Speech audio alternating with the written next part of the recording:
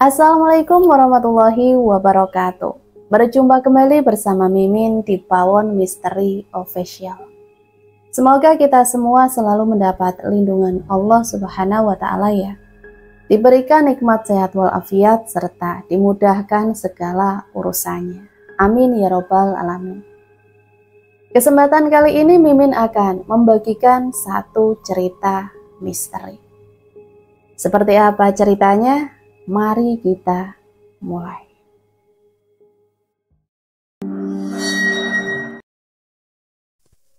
Namaku Ningsih. Iya, orang tuaku memberi namaku Ningsih Suliasti. Memang namanya sangat melekat dengan budaya kejawen atau Jawa. Memang aku dari keluarga keraton. Setiap pagi mulai jam 4 pagi, aku harus sudah siap dan bergegas ke kamar ibuku yang suram. Dan bahkan aku hanya memasukinya apabila pagi atau senja saja. Di sana aku dipakaikan sanggul Jawa. Entah kenapa, walaupun di rumah aku harus pakai sanggul, dan apabila sudah senja, aku harus bergegas melepaskan sanggulku di ruangan yang suram itu lagi. Di ruangan di mana orang yang melahirkanku selalu terbaring saat istirahat di malam kelam. Ada pertanyaanku lagi yang selama 24 tahun ini aku tidak pernah mendapat jawabannya. Kenapa setiap aku memakai atau melepaskan sanggulku, ibu selalu mengunci rapat-rapat ruangan itu? Sudah lama sekali, saat itu menjelang senja, saat semua orang sedang ada acara keraton, dan aku di rumah. Aku melepaskan sanggulku di ruangan suram itu sendirian. Benar-benar sendirian. Awalnya aku tidak merasa ada yang janggal dan aneh pada cermin ukiran itu. Tapi saat aku melepas tusuk kondeku, entah mengapa ada yang aneh di situ.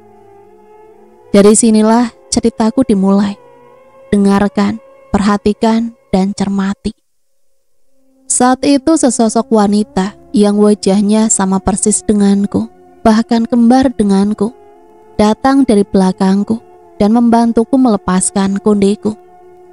Tidak ada rasa curiga. Aku pikir itu hanyalah utusan ayahku untuk melindungiku.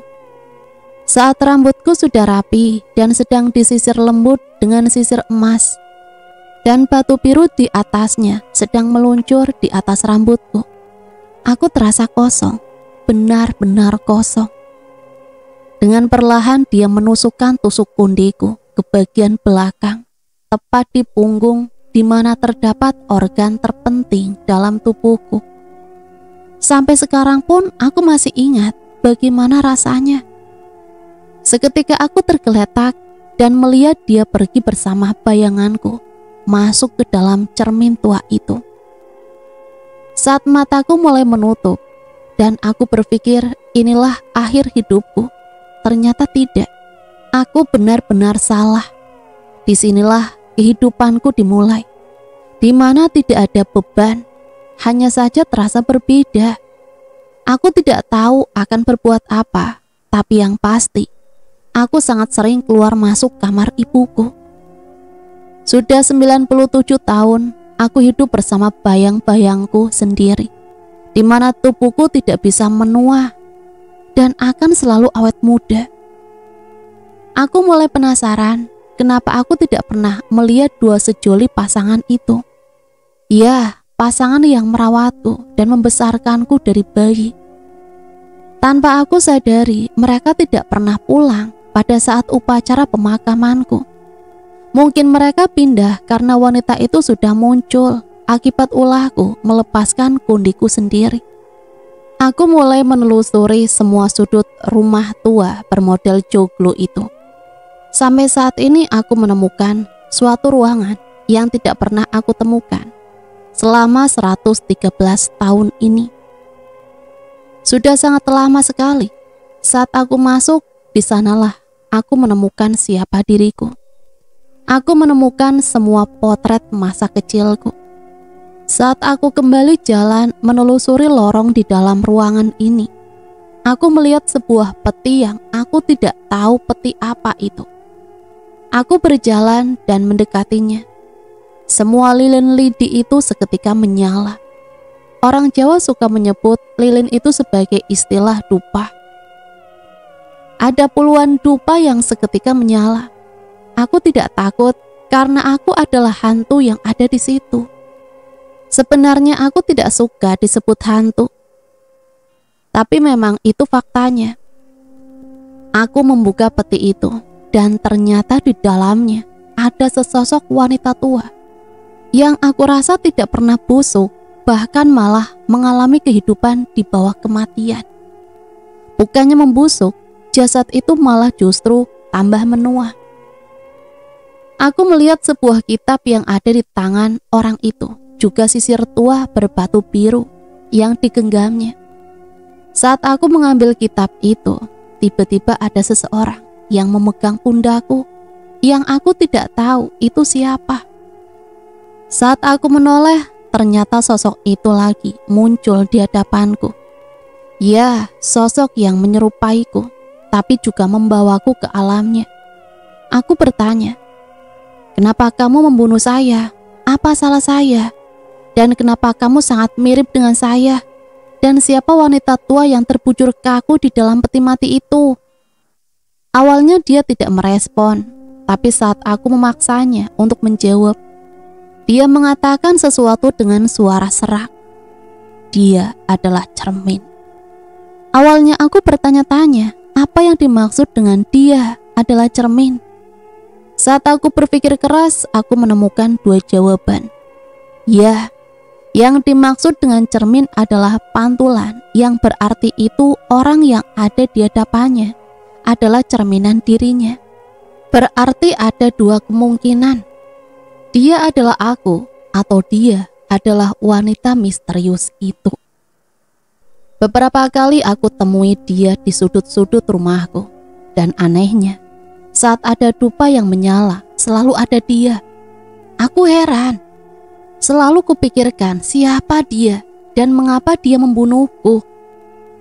Saat itu malam yang sepi. Aku menangis karena aku sudah bosan jadi seperti ini. Dan aku rindu pada kedua orang tuaku. Dupa di sebelahku seketika menyala. Dan aku berpikir, wanita itu tadi pasti datang. Aku menoleh ke kiri, tidak ada. Ke depan, tidak ada. Kanan maupun ke belakang, tidak ada. Tak lama aku sadar bahwa lampu di atasku itu bergerak-gerak melalui bayangan yang ada di lantai kayu itu.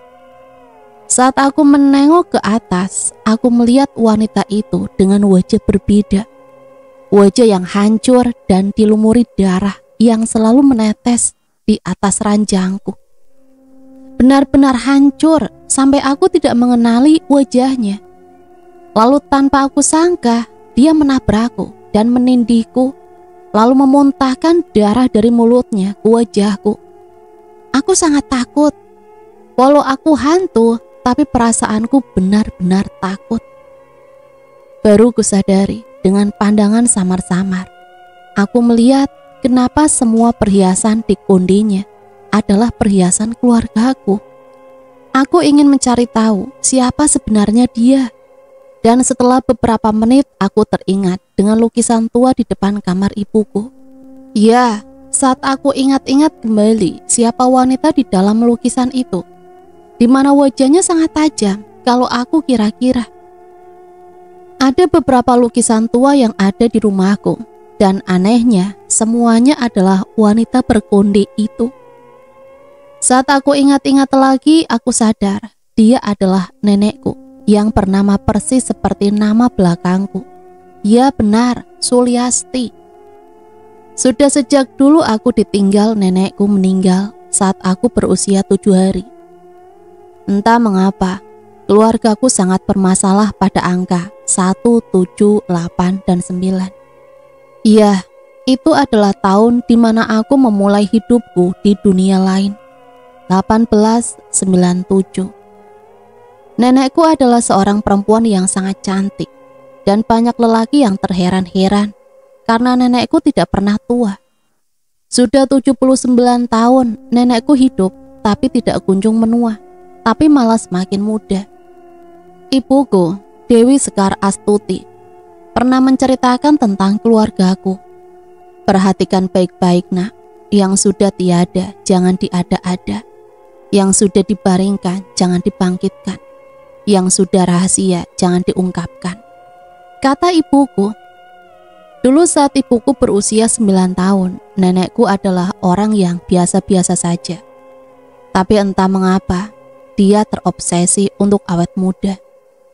Pada saat malam Jumat Kliwon itu, ibuku ditinggal sendiri di rumah dan dikuncinya di dalam kamar yang saat itu kamar ibuku benar-benar dikunci rapat-rapat.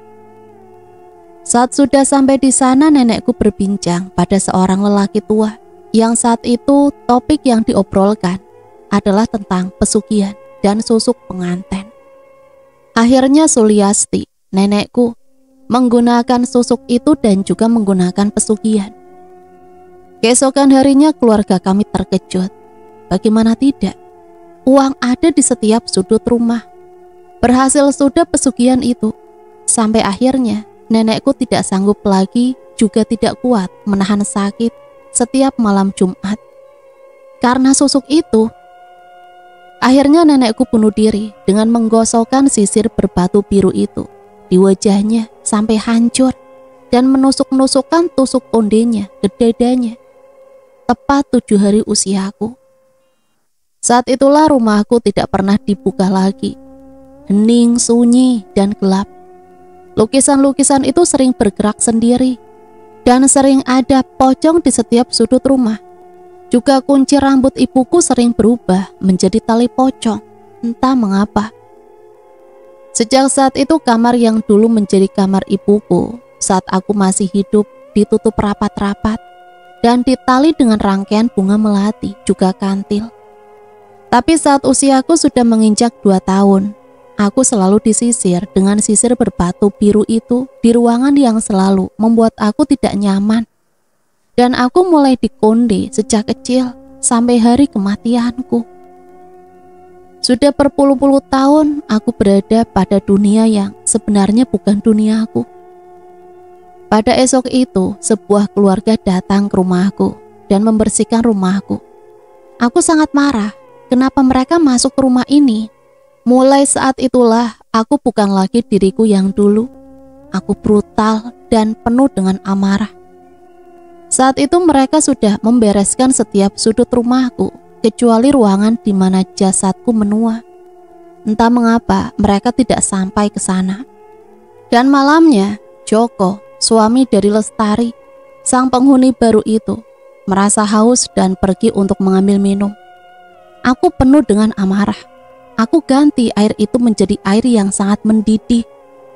Pada saat Joko meminumnya, tenggorokannya pun melepuh, sampai dia harus dirawat di rumah sakit selama 9 hari.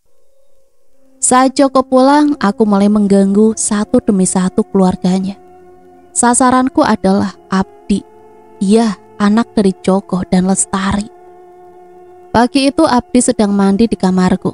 Aku pernah berkata, aku datang di saat gemericik air, dan setiap tetes air yang menetes adalah setiap langkah yang aku langkahkan. Pagi itu air keran di kamar mandi menetes, menandakan kehadiranku.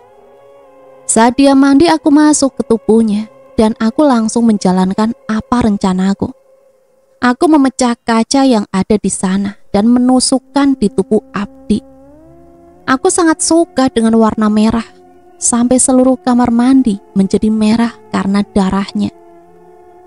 Saat organ-organnya mengapung di bak mandi, aku sangat suka itu.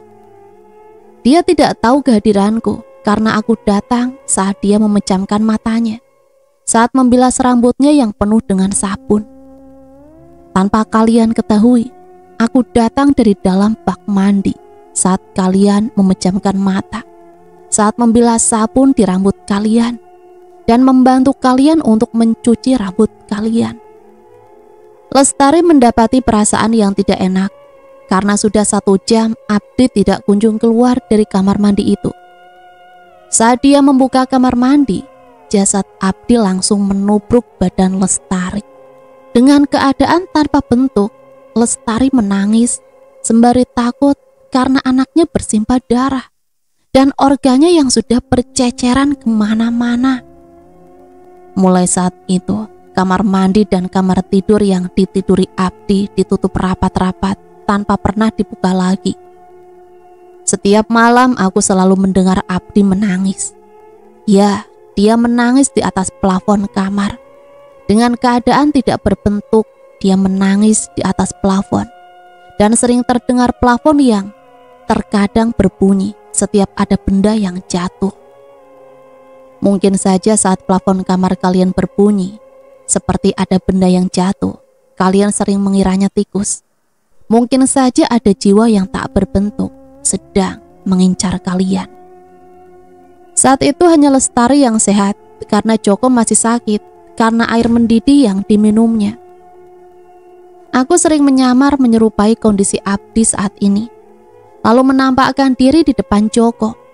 Ekspresi Joko yang sangat gugup dan bisu tidak bisa menjerit. Sangat aku sukai. Aku sering pula mengetok jendela juga pintu kamar tidur mereka saat malam hari, sehingga mereka ketakutan. Sudah beberapa bulan Lestari dan Joko di sana. Mereka ternyata dikaruniai anak yang mereka temukan di depan rumah. Entah orang yang meninggalkan atau siapa, yang jelas bayi itu bukan bayi. Itu adalah iblis yang menyamar. Saat itu tidak sengaja, saat Lestari tidur dan sedang memeluk bayi itu, tiba-tiba Lestari merasa kalau ada yang menetes ke mukanya. Saat Lestari bangun dan melihat, ternyata yang dipeluk dan tidur di sebelahnya adalah seorang iblis yang bernama Suliasti. Ya, itu nenekku. Dengan keadaan muka hancur dan organ di dalam dada yang terlihat. Tidak pikir panjang lagi, Suliasti langsung menabrak Lestari sampai jatuh dari ranjangnya. Suliasti sangat menikmati saat dia memakan dan menggigiti bagian demi bagian wajah juga tubuh Lestari. Terdengar ceritan-ceritan keras dari bibir Lestari. Saat sedikit demi sedikit bagian wajahnya dimakan oleh Suliasti. Darah mulai berceceran. Pada saat Joko terbangun dan melihat tubuh istrinya sedang dimakan sosok perempuan berkundi, Joko berteriak dengan bahasa yang tidak jelas. Dan alangkah terkejutnya Joko saat Suliasti menengok dan sedang memakan mata dari Lestari. Seketika Joko pingsan dan tahu-tahu sudah pagi hari. Saat dia menengok ke bawah, ternyata jasad istrinya yang sudah hancur tadi masih di sana. Joko pun langsung menelpon polisi dan melaporkan apa yang terjadi pada keluarganya. Polisi langsung mengolah kejadian itu, tapi tidak pernah menemukan siapa pelakunya. Lusanya entah mengapa, mungkin Joko frustasi atau bagaimana, Joko bunuh diri di ranjangnya dengan menusuk-nusukan payung ke perutnya. Darah mulai bercucuran keluar dari sana. Dengan perbuatanku aku sengaja masuk ke tubuhnya agar dia tetap hidup dan tetap merasakan rasa sakit. Aku sangat brutal saat itu. Aku menusukkan ke mulutnya sampai menembus bagian belakang kepala, dan aku menusukkan payung ke kedua bola matanya. Aku sangat bahagia saat itu. Dan asal kalian tahu, aku juga mungkin datang melalui bawah ranjang kalian. Itu juga yang dilakukan teman-temanku. Sudah 3 bulan kejadian ini berlangsung. Ada lagi keluarga yang tinggal di rumahku. Aku sangat murka saat itu. Setelah mereka selesai membenahi rumah, keesokannya aku menjalankan misiku. Saat Dewi, istri, dan Chandra, suami, itu sedang masak, tanpa berpikir lagi, aku masuk ke tubuh Dewi dan menempelkan wajahnya ke pemanggangan. Sontak Chandra sangat syok dan pingsan. Saat Chandra pingsan, aku menusuk-nusukkan dengan menggunakan pisau, lalu menimpa kepalanya dengan batu bata. Darah yang keluar dari sana sangat banyak sekali. Dupa-dupa itu kembali datang dan menyala. Tanda Suliasti datang. Dari belakang korden jendela kamar, dia datang dengan wajah tak berbentuk. Dia adalah penguasa rumah ini. Sangat banyak jiwa yang mati karenanya. Suliasti memang baik. Dia selalu menemani orang-orang yang tidur sendirian. Dengan mengusap pipinya atau rambutnya, dia sangat senang. Tapi paginya, orang yang selalu dia temani tidurnya langsung tewas dengan beberapa tusuk-tusukan kundi di badan korbannya. Sudah bertahun-tahun tidak ada yang meninggali rumah kami. Entah mengapa, atau mungkin karena rumor yang beredar di rumah joglo ini. Sampai saatnya sebuah keluarga beranggotakan 7 orang datang dan tinggal di rumahku. Dan sudah 9 hari mereka tinggal di sini tanpa aku ganggu. Dan permainan pun dimulai. Saat itu Pak Ahmad sedang mengambil air di sumur belakang rumahku. Tapi ulah Suliasti sangat tidak terduga. Dia menarik Pak Ahmad sampai jatuh ke dalam dan tewas tanpa jejak. Keluarganya pun mencarinya sampai saatnya mereka menyerah karena tidak kunjung bertemu. Salah satu keluarga itu ada yang bernama Siti. Ia perempuan yang selalu menggelung rambutnya dengan sisir berpatu biru itu. Aku sangat geram dan merasa ingin mengambilnya. Tapi aku tidak akan hanya mengambilnya, tapi juga akan membunuhnya. Malam pun tiba saat dia tidur dengan selimut tebal. Lalu aku tarik selimut itu dan melepaskan sisir itu dari rambutnya. Saat dia bangun, aku langsung menancapkannya ke muka Siti dan menggosoknya sampai hancur muka Siti. Tidak hanya itu, aku menggilas kepalanya dengan kursi di kamar itu. Saat kepalanya hancur, aku pergi dengan menggunakan sisir itu. Keluarga itu sangat berduka, tapi apa boleh buat, ini adalah takdir. Aku tidak suka dengan salah satu anggota keluarga itu. Orang itu bernama Agas. Agas bukan sembarangan anak. Dia adalah anak yang bisa melihatku, juga melihat Suliasti. Perasaanku sangat geram saat itu. Entah mengapa aku ingin merusak apa yang membuat dia bisa melihatku. Saat makan siang dia menyadari kehadiranku, dan aku hanya berdiri di belakangnya sambil melihat dia makan dengan menggunakan sendok dan garpu. Langsung aku meneteskan seluruh darahku ke mukanya, juga diiringi menusukkan garpu di wajahnya. Aku sangat suka dan sampai-sampai mukanya hancur lebur. Dan potongan dagingnya banyak yang melekat di kebayaku. Satu persatu aku bunuh mereka dengan menghancurkan mukanya terlebih dahulu. Sampai-sampai lantai di rumah itu tidak karuan dengan daging yang berceceran di mana-mana. Dan ini adalah ceritaku. Benar, ini aku. Seorang anak yang haus tentang dia yang tidak terlihat. Aku melihatmu. Ya, aku melihat Ningsih, juga Suliasti. 2 hantu penunggu rumah itu. Saat aku tinggal di rumah itu baru 7 hari, aku di sana. Aku sudah merasakan semua yang dilakukan Ningsih. Saat aku pulang sekolah, aku memasuki rumah itu dan mendengar suara ibuku memanggilku dengan lembut. "Nih, Doni, sini nak." "Ya bu," jawabku langsung menuju kamar itu dan melewati tangga untuk ke lantai 2 menemui ibuku. Saat aku mulai membuka knop pintu itu, terdengar suara pintu depan yang terbuka dan terdengar suara ibuku yang memanggilku. "Doni, sudah pulang duluan nak." Aku langsung mundur dari pintu itu dan entah mengapa aku tidak bisa melepaskan tanganku dari knop itu dan aku langsung ditarik oleh beberapa pocong di situ. Seketika aku menjerit, "Ibu, tolong aku bu!" Teriakku agar ibuku mendengarnya. Saat itu aku dirubung oleh pocong-pocong yang mendapati luka bakar di wajahnya. Terdengar suara langkah kaki yang berasal dari belakang pocong itu. Saat aku melihat kebaya hijau yang datang, ternyata ia adalah Ningsih. Aku tahu dia. Saat aku menjerit memanggil ibuku, dia hanya menggoreskan kuku tajamnya ke pipiku sampai keluar darah. Aku pun berlari keluar dan menemui ibuku di bawah sana, lalu menceritakan semuanya. Aku mengelilingi rumah itu, dan pada saat aku sampai di salah satu ruangan milik Ningsih, terdapat lukisan besar di depan kamar itu. Wajahnya seperti Ningsih. Saat aku membuka knop pintu itu, pintunya berbunyi nyaring. Aku berjalan dengan rasa canggung. Di meja tua itu aku mendapati ada buku yang sudah sangat tua.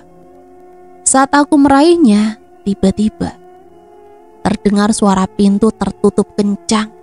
Aku pun langsung meraih buku itu dan meletakkan di pelukanku dan cepat-cepat membuka pintu itu. Malamnya aku membaca buku itu yang semuanya menceritakan tentang kehidupan Ningsih kala itu. Malam ini adalah malam Jumat Kliwon. Aku akan menceritakan bagaimana Paman Ningsih mendahului kematian Ningsih. Saat itu aku menemukan sebuah buku catatan kecil milik Ningsih di ruangan itu, di mana segala perlengkapan Ningsih ada di sana.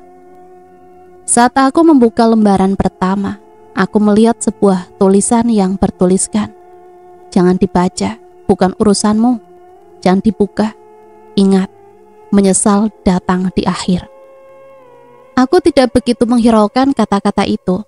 Mungkin itu hanya ancaman untuk keluarganya atau teman-temannya agar tidak membacanya. Mulai halaman kedua, aku melihat bahwa Ningsih memiliki bapak yang bernama Raden Djoko Dwimojo, atau Ningsih sering memanggilnya Bapak Raden.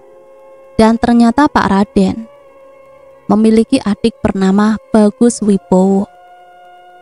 Saat aku mulai melanjutkan lembar ketiga, keempat, dan seterusnya, tidak terasa aku sudah hampir 2 jam membaca buku milik Suliasti.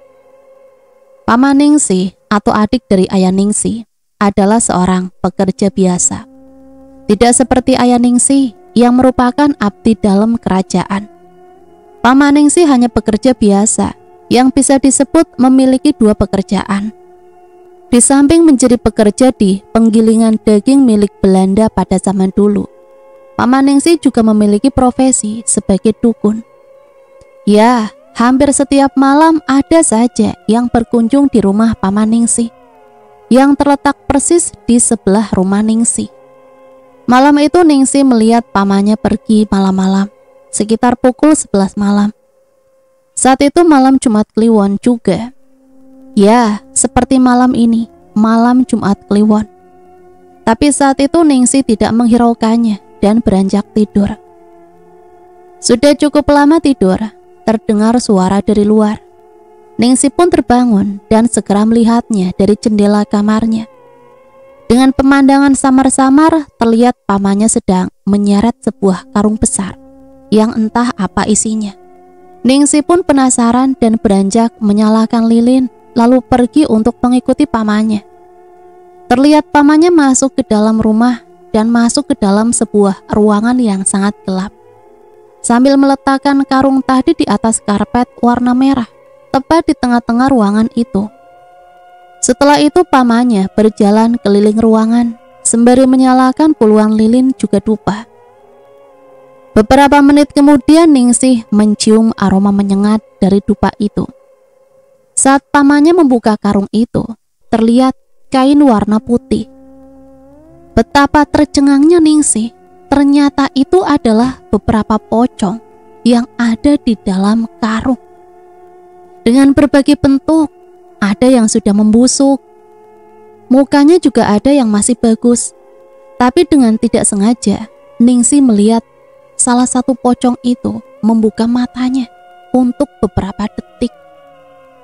Ningsih kala itu sangat takut dan mencoba untuk bertahan dan melihat apa yang akan terjadi berikutnya.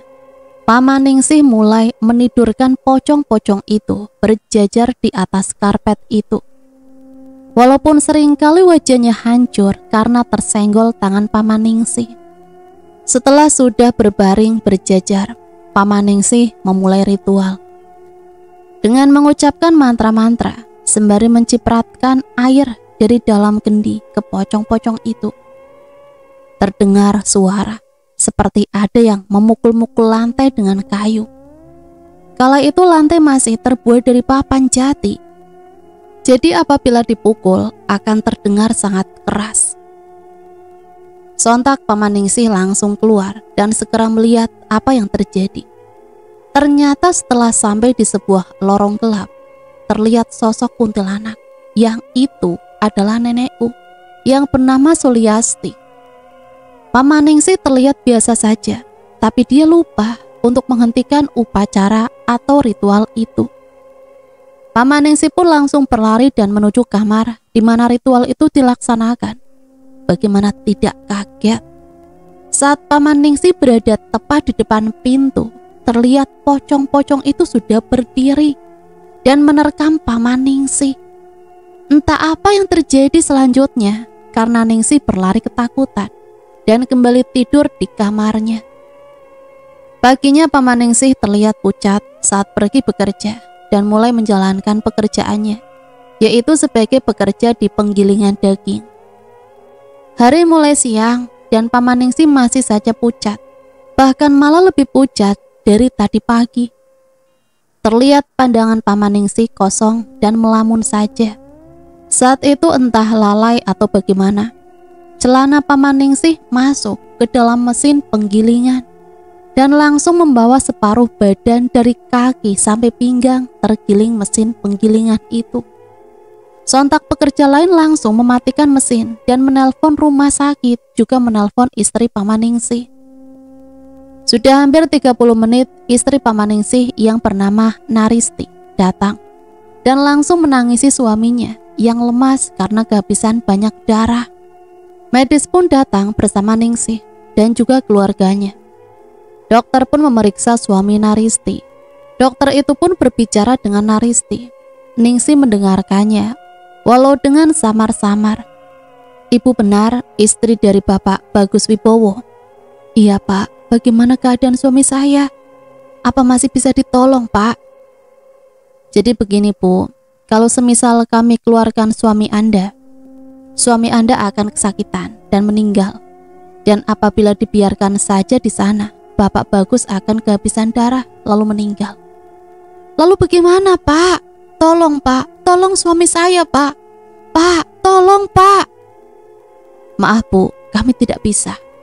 Teman kerja Pak Bagus mulai berbicara pada Pak Bagus apa yang dikatakan dokter tadi.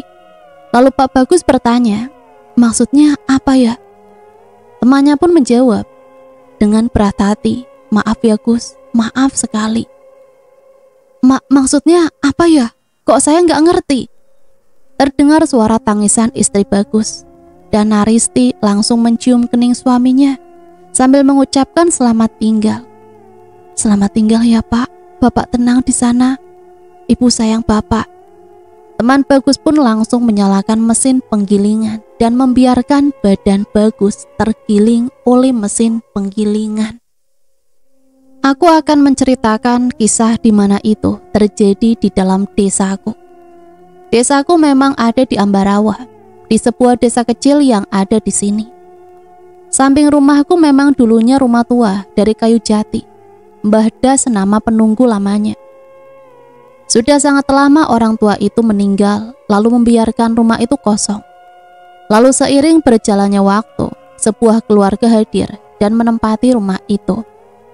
Konflik itu mulai muncul dari kamar ujung kulon, mulai dari wanita bersanggul dan kebaya putih itu.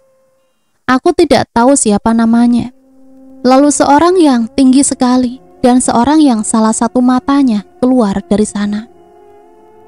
Hanya beberapa bulan saja keluarga itu bertahan di sana, tidak betah karena semua gangguan itu. Lalu ada keluarga lagi yang tinggal di sana, mengalami konflik yang sama. Tapi anehnya, dia tetap bertahan sampai sekian tahun lamanya.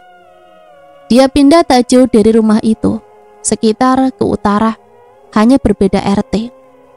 Ya, rumah itu kembali kosong dan tak berpenghuni. Sampai akhirnya ada sebuah keluarga lagi hadir yang beranggotakan suami, istri, dan satu anaknya.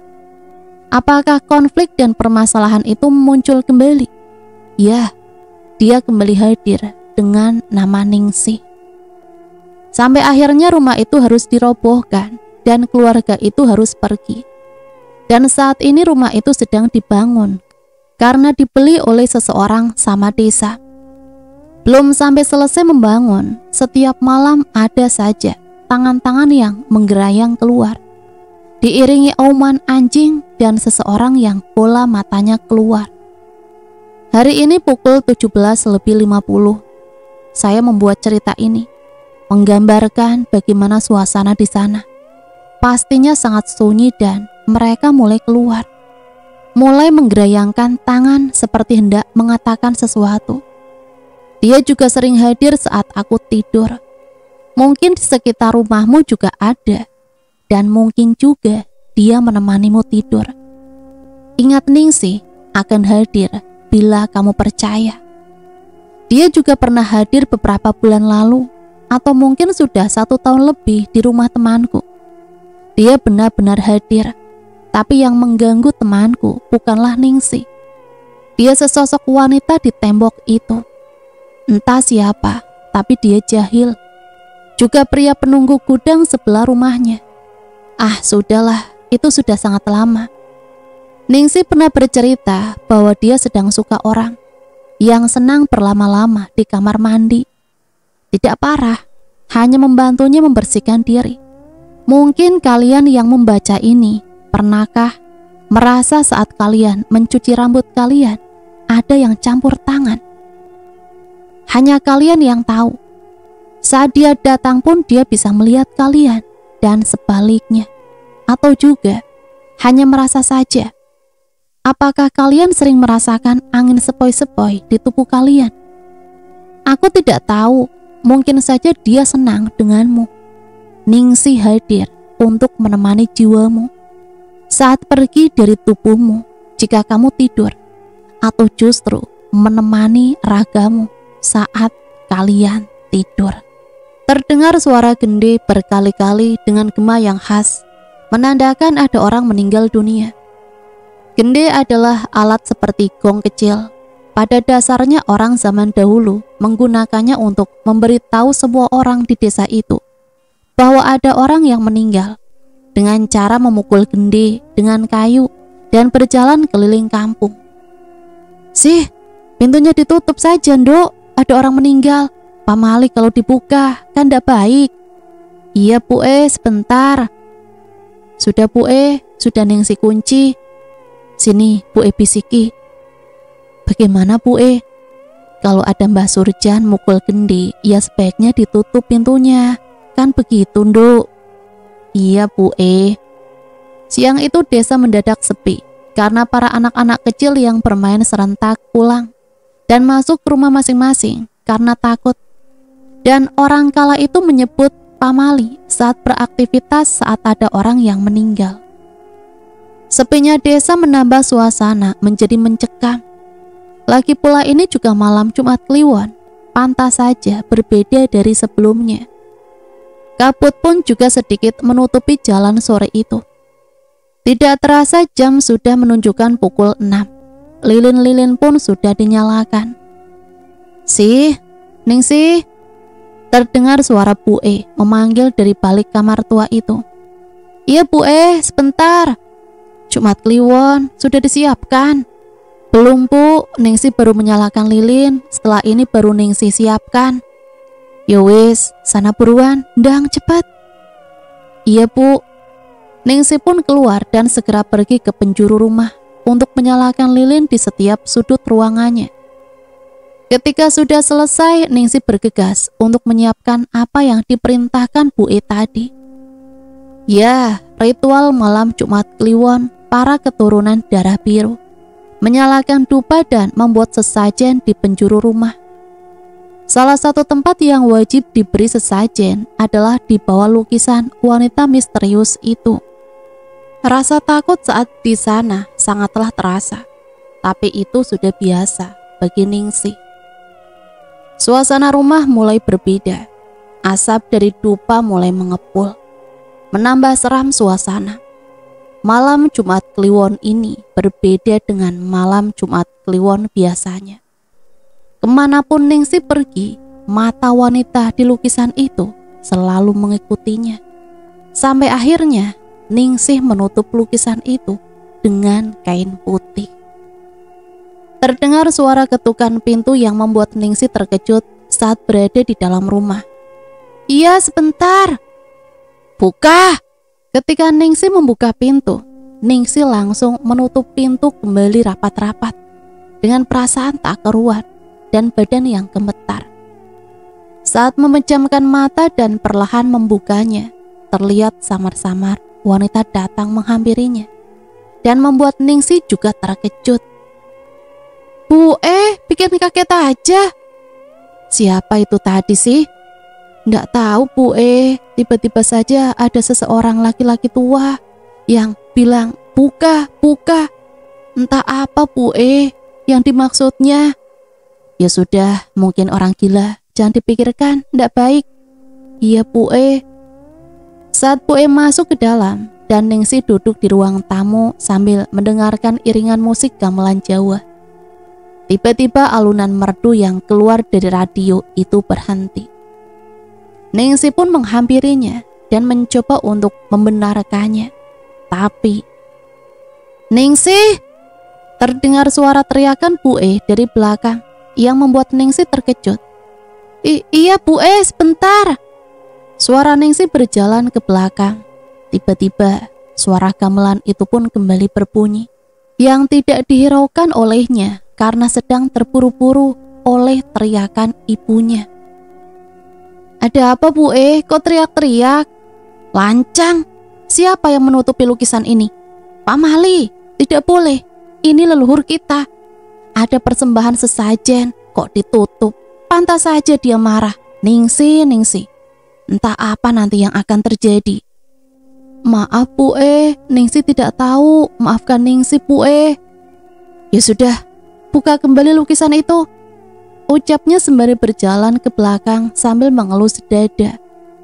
Saat Ningsih membuka lukisan itu dan berbalik badan, hadir sosok wanita yang hancur mukanya dan berteriak. Nah teman-teman, itulah satu cerita yang bisa Mimin bagikan. Semoga teman-teman paham ya dengan cerita ini. Karena di awal juga Mimin sudah mengatakan, dengarkan, perhatikan, dan cermati. Semoga cerita ini bisa menemani hari-hari teman-teman semua. Sampai di sini saya pamit undur diri, mohon maaf apabila banyak salah kata. Sampai berjumpa kembali di cerita-cerita misteri selanjutnya. Matur nuwun, wassalamualaikum warahmatullahi wabarakatuh.